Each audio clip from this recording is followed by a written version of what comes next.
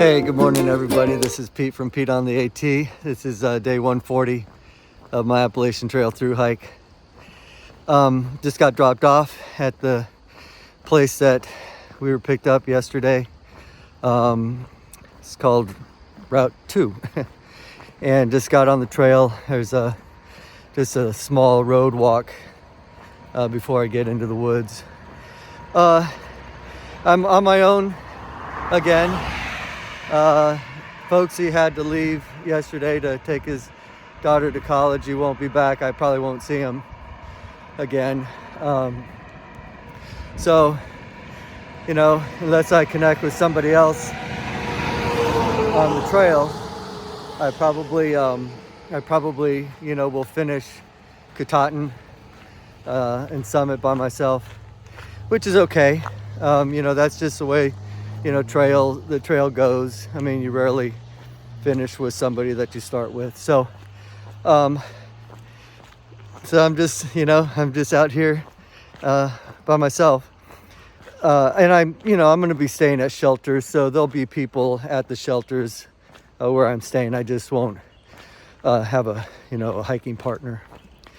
Today's a 12-mile day. The terrain makes it so that you're not walking very fast, so maybe 1.5 miles an hour.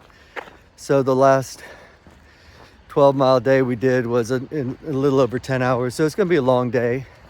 Don't really know what to expect on the terrain. It's about a little over 4,000 feet of elevation, so that's a pretty decent day. It rained like crazy last night, so things are going to be wet, probably a little slippery, a little muddy, all of that stuff.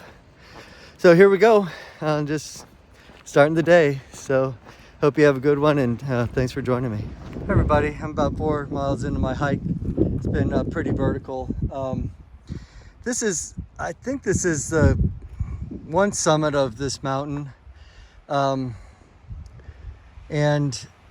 when you get up to there, and they have different summits, so different flat points. They're not all summits, obviously, but this is kind of what it looks like. You've got big slab rocks. You've got cairns to kind of mark the way. Obviously white blazes at different points, but this is kind of what it looks like. And you get a little bit of a view, and those are mountains that I've gone over in the last few days in front of us. And then you also have a little sign that says different ways. So I'm going to that Gentian Pond campsite. That's 8 miles away. So looks like I go this way. I just want to give you a little idea of the terrain.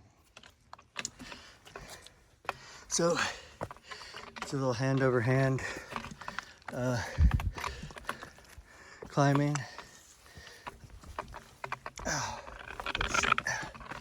Okay.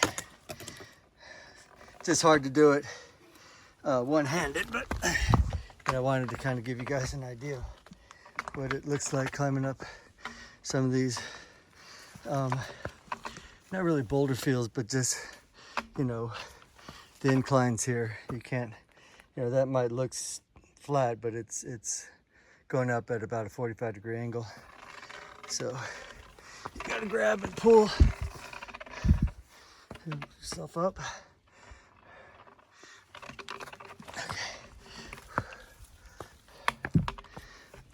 Okay. I'm doing a one-handed trekking pole maneuver up here. Try to get up these hills.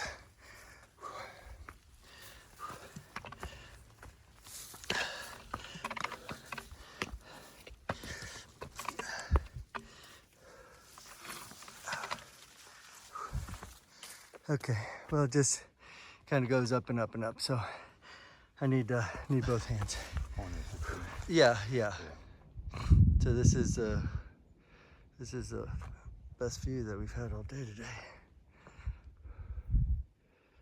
So anyway, yeah, I think you'll be okay there. So this is another kind of alpine duck pond, lily pond. I don't know what you want to call it, but yeah, it's beautiful.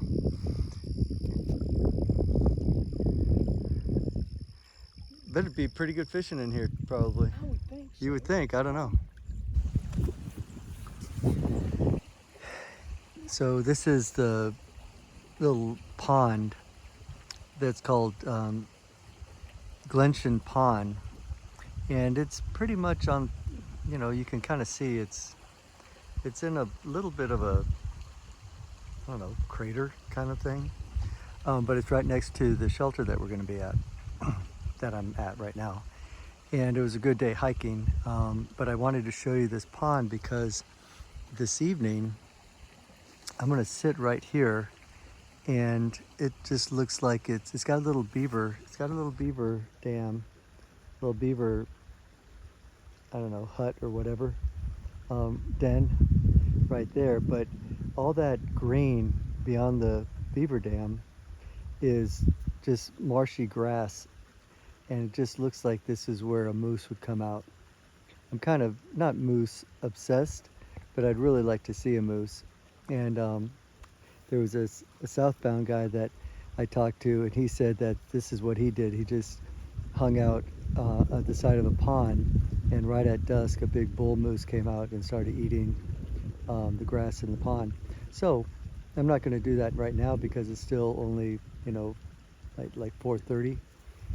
So in a couple of hours though, I'm going to come out and just kind of sit and be real quiet and still and see if I can't see a moose come out of the woods somewhere around here, because we did see a good bit of moose droppings today on the trail, so they're out here.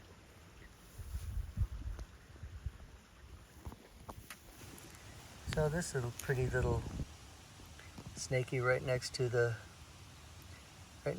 trail.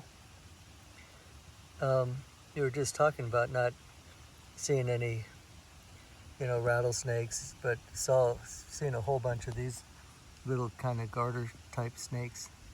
But he blends so well into the foliage.